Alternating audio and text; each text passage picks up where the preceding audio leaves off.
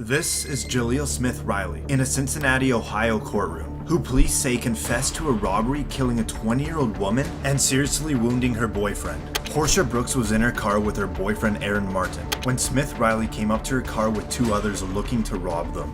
When Smith Riley found out Martin didn't have any cash, he was shot in the head, leaving him with permanent brain damage. Smith Riley then shot at Brooks, which killed her 3 days later.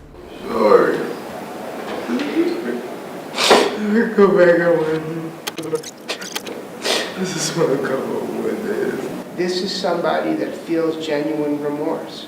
This is somebody that thinks about this every day, and he knows that he can't go back in time and undo what he did. Now, Portia Brooks' mother delivers a victim impact statement. But he killed me mentally, emotionally. He killed my identity as a mother of 3, as a family of 4. This is now Brooks' sister speaking. I have to deal with life without Portia, so he should deal with life without parole. This is moments right before Jaleel Smith Riley gets the news that he will never be allowed to return home again. Defendant serve a term of life without parole. As to count 4 for the offense of attempted murder. This is Diana Lovejoy. She used to be married to Greg Mulvihill living in Carlsbad, California, but soon their marriage fell apart and they divorced. After a messy divorce and lots of legal trouble, it ended with the court ordering Diana to pay $120,000 to Greg for his stake in their family house. The court also ordered that she must share custody of their son. Diana became furious about hearing the court orders, so she planned to kill her ex-husband by teaming up with her boyfriend, Weldon McDavid. Greg was shot in the torso, but luckily the bullet didn't hit his heart and he survived. Both McDavid and Diana conspired to murder, and the court has sufficient evidence against them. It's so painful that some people in this world seem to think that I would have it in me to do this. Interestingly, she fainted in court. She lowered her head down toward the defense table for a few seconds. Verdict. We, the jury, find the defendant, Diana Jean Lovejoy, guilty of the crime of attempted murder of Greg Mulvihill. And right when you hear guilty, you hear a thud. Guilty of the crime of conspiracy to commit murder. It silenced the courtroom, aside from hearing her family cry in the background. Alright, we're gonna need to take a break. She then is brought onto the floor. And when medics bring her out, she still appears to be passed out. But doctors later found out she had only fainted. Weldon McDavid received 50 years to life in prison because he was the one that pulled the trigger. And Diana was sentenced to 26 years to life in prison. This is Seth Welch and Tatiana Fusari, a religious farming couple living in Cedar Springs, Michigan, and they are charged with murder of their 10-month-old girl, Mary Welch. Reportedly, they told police they noticed the baby was skinny and underweight, but did not seek medical attention because of their religious beliefs and mistrust of medicine and the government. This is the 911 call of the father when he reportedly found his child dead. How long ago did you find this child? It's about an hour and a half. I was waiting. I called my lawyer first thing to ask, what's the next thing I could do. So you found the child an hour and a half ago? Yeah. And called your lawyer first, correct? Yeah. Okay. When was the last time you had contact with the child? Last night, yesterday afternoon, about 3 p.m. She goes to bed, and, that was that. Okay, so you put her to bed yesterday at 3 p.m.? Yeah, and then this morning at 10. So you're saying it is normal for your children to sleep from around 3 p.m. till 10 a.m.?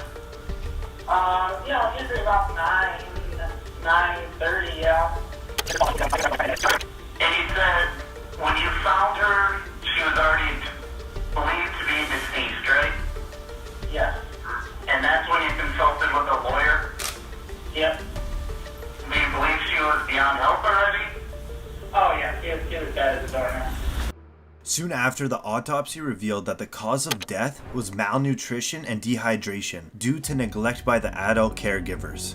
And this is the moment they realize they will be spending the rest of their life behind bars. That you're both charged with what they call felony murder while in the perpetration or attempted perpetration of child abuse in the first degree. They're alleging that you murdered one Mary Welch. That is a charge called homicide felony murder. It is life without parole. It requires a DNA sample to be taken upon arrest, which is often like a cotton swab or in the inside of your cheek. The second offense that you're both charged with is called child abuse in the first degree, where they're alleging you knowingly or intentionally caused serious physical harm to a child. They're talking about this Mary Welch. It is a felony, possible penalty of up to life imprisonment or any term of years less than life. This is Ryan Stone, a Colorado man that went on a crime spree that spanned 5 counties and was broadcasted live by a news station's helicopter. Stone was convicted of carjacking 3 vehicles, including one with a 4-year-old inside the SUV. Authorities said when Stone sped away, he led police on a chase at speeds over 100 miles per hour. If we rewind here, you can just barely see a vehicle that Stone was driving clipping a trooper with the Colorado State Patrol as he was trying to play stop sticks. He ended up with serious injuries. You see Stone pull out another victim from their vehicle and drive off. He heads right into a busy intersection. And now, the chase is on foot. He books it off the road into a parking lot, running in between 2 buildings. As he slips on the ice, he loses his jacket. Now there's just a fence in his way, but nope, it's too high. Cops now close in and he finally surrenders. Stone is now in the county jail, but he believes he should be getting paid for his internet fame while bragging to his friends about the high-speed chase. Hey, did you know I made the news in the UK and Australia? What? Yeah, you get paid by YouTube.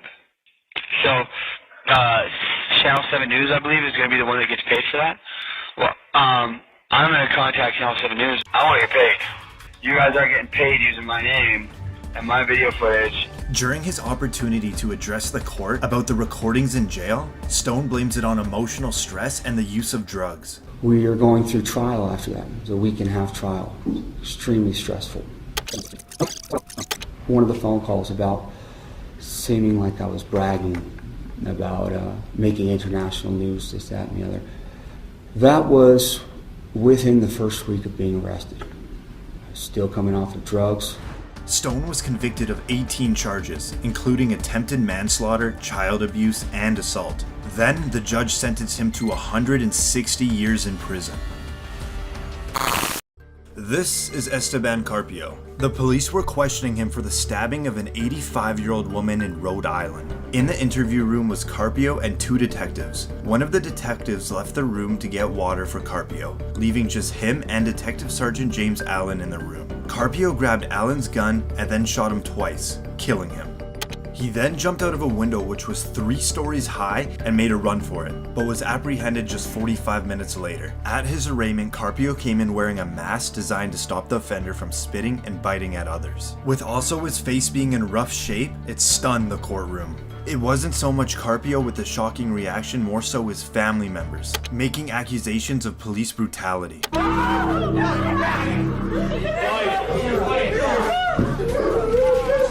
Step off. Get it out. Not guilty! I'm not guilty! I'm not guilty, Stephen! It's gross police brutality. He was mentally ill and he needed help and we couldn't get it. We tried and tried. And he didn't deserve this. An FBI investigation concluded that the police did not use excessive force and that Carpio's injuries were sustained due to his jump from the 3rd floor of a building and struggle with law enforcement. Every day, I face the facts of what I did and what happened. He was sentenced to life in prison without parole.